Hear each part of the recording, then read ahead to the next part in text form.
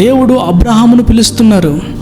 నేను నీకు చూపించబో దేశమునకు నువ్వు వెళ్ళాలి అని దేవుడు అబ్రహాముకు సెలవిస్తారండి. ఒకసారి మీరు గమనించినట్లయితే దేవుని ఈ శ్రేష్టమైన వాక్కు వచ్చినప్పుడు అబ్రహాము పరిస్థితి ఎలా ఉంది ఎప్పుడైనా యోచించారా అండి? అనేక పర్యాయములో మనుషులు సంతోషంగా ఉన్నప్పుడు వారి మూడు ఒకలాగా ఉంటుంది, బాధగా ఉన్నప్పుడు వారి మూడు ఇంకోలాగా ఉంటుందండి. బాధగా ఉంటున్న వ్యక్తి దగ్గరికి వెళ్ళి ఎన్ని ఆశీర్వచనములు చెప్పినా ఆ వ్యక్తి సంపూర్ణంగా విశ్వాసం ఉంచకపోవచ్చు. కానీ ఆనందములో సంతోషంలో ఉంటున్న వ్యక్తి దగ్గరికి వెళ్ళి ఆ వ్యక్తి దగ్గర ఆశీర్వచనములు, బ్రదర్ దేవుడు నిన్ను అత్యధికంగా ఆశీర్దిస్తాడు, ఇంకా ఉన్నతంగా ఆశీర్దిస్తాడు అని మీరు చెప్పినట్లయితే అన్ని అనుకూలంగా ఉంటున్న వ్యక్తి అవును బ్రదర్, అవును ప్రైజ్ ది లార్డ్ అని దేవుణ్ణి స్తుతిస్తాడు. కానీ ఈ బాధలో దుఃఖములో ఉన్నటువంటి వ్యక్తి దగ్గరికి వెళ్ళి ఎంత ఓదార్పు కలిగించే మాట చెప్పినప్పటికీ కూడా తన గుండెలో ఉన్నటువంటి ఆ బాధను బట్టి ఆ మనిషి ఏం చేస్తాడంటే ఎన్ని ఓదార్పు కలిగించే మాటలు చెప్పినప్పటికీ కూడా ఆ మనిషి తన జీవితంలో జరిగినటువంటి ఆ బాధ సంఘటన నెమరు వేస్తూనే ఉంటాడండి, యోచన చేస్తూనే ఉంటాడు. ఎందుకు నా జీవితంలో ఇట్లాంటి పరిస్థితి ఎదురైంది, ఎందుకు ఇంత బాధకరమైన సన్నివేశం నా జీవితంలో ఉద్భవించింది అని చెప్పి బాధలోనే ఉంటాడు. బాధలో ఉంటున్న వ్యక్తులను ఎంత ఓదార్చినప్పటికీ కూడా వారి శోధన పరిమాణమును బట్టి వారు ఓదార్పునందరండి.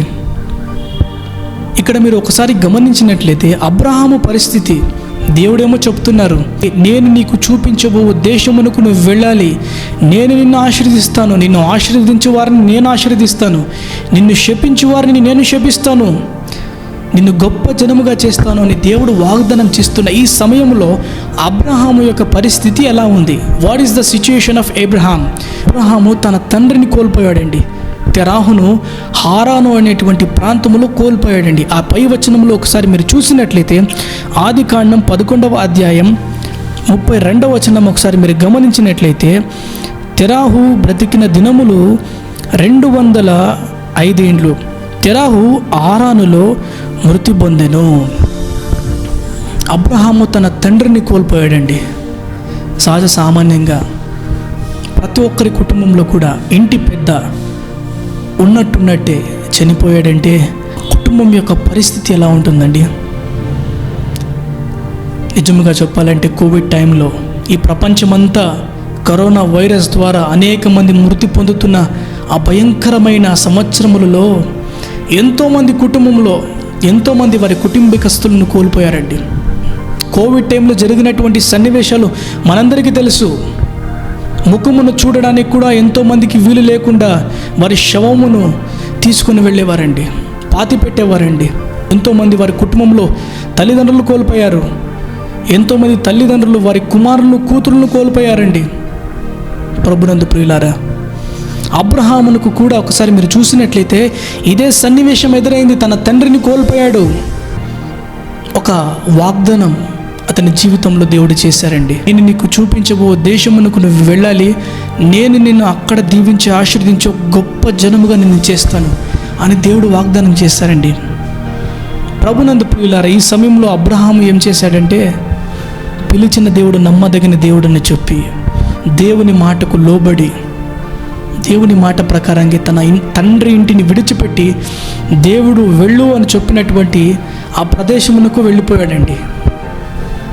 ప్రభునందు ప్రియులారా, నేటి కాలంలో అనేక మంది యవనస్తులు, అనేక మంది దేవుని పిలుపును అందుకున్నటువంటి ఎంతోమంది యవనస్తులు దేవుని సేవ చేయాలి అని ఆశపడతారు. కానీ దేవుడు వెళ్ళమన్న చోటికి వెళుతున్నారా?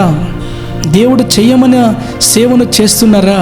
స్వంత తీర్మానం తీసుకుంటున్నారండి.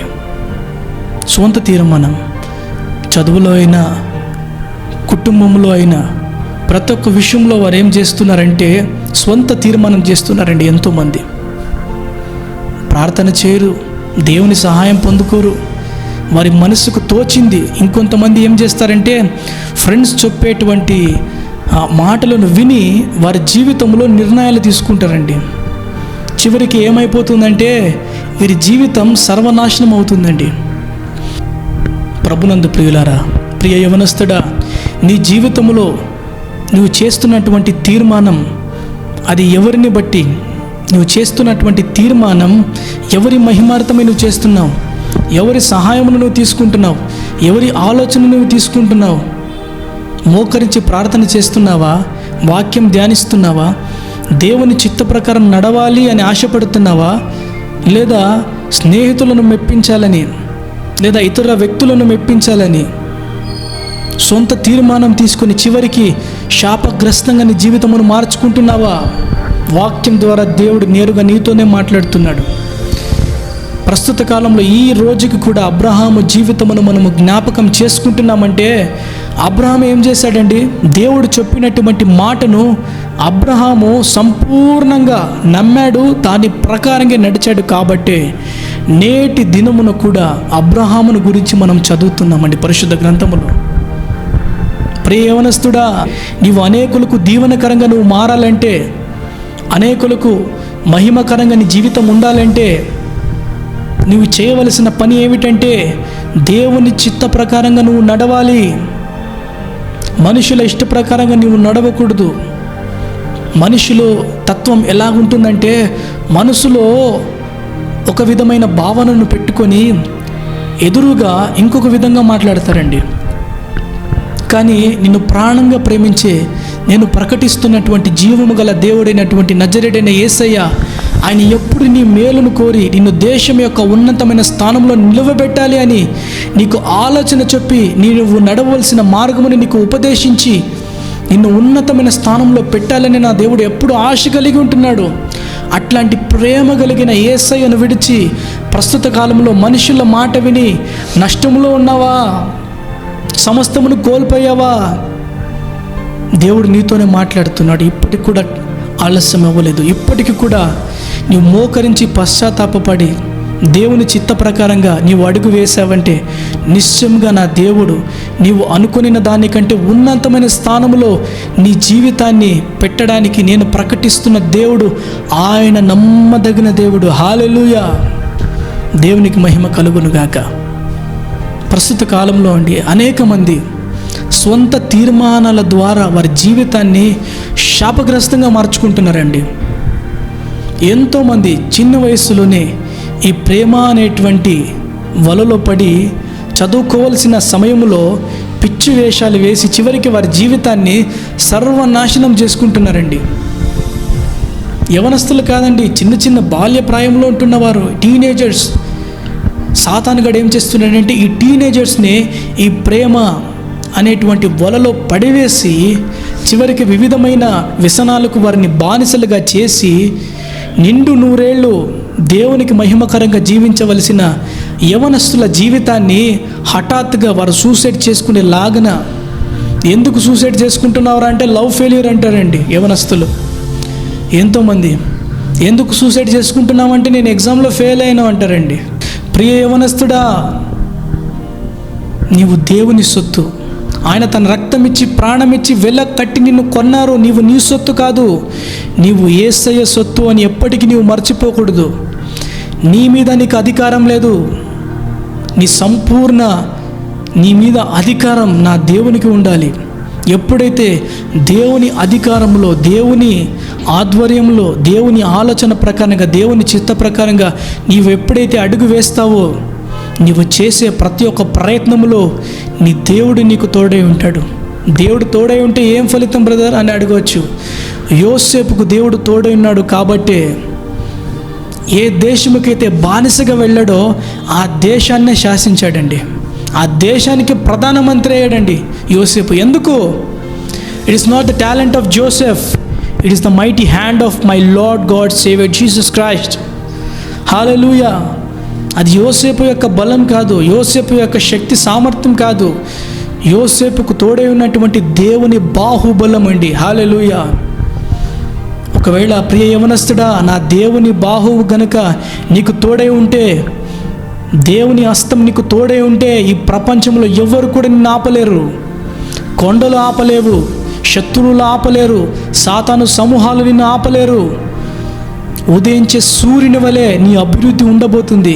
ఎందుకంటే నీకు తోడై ఉంటున్న దేవుడు భూమి ఆకాశమును సృష్టించిన సర్వశక్తిమంతుడు.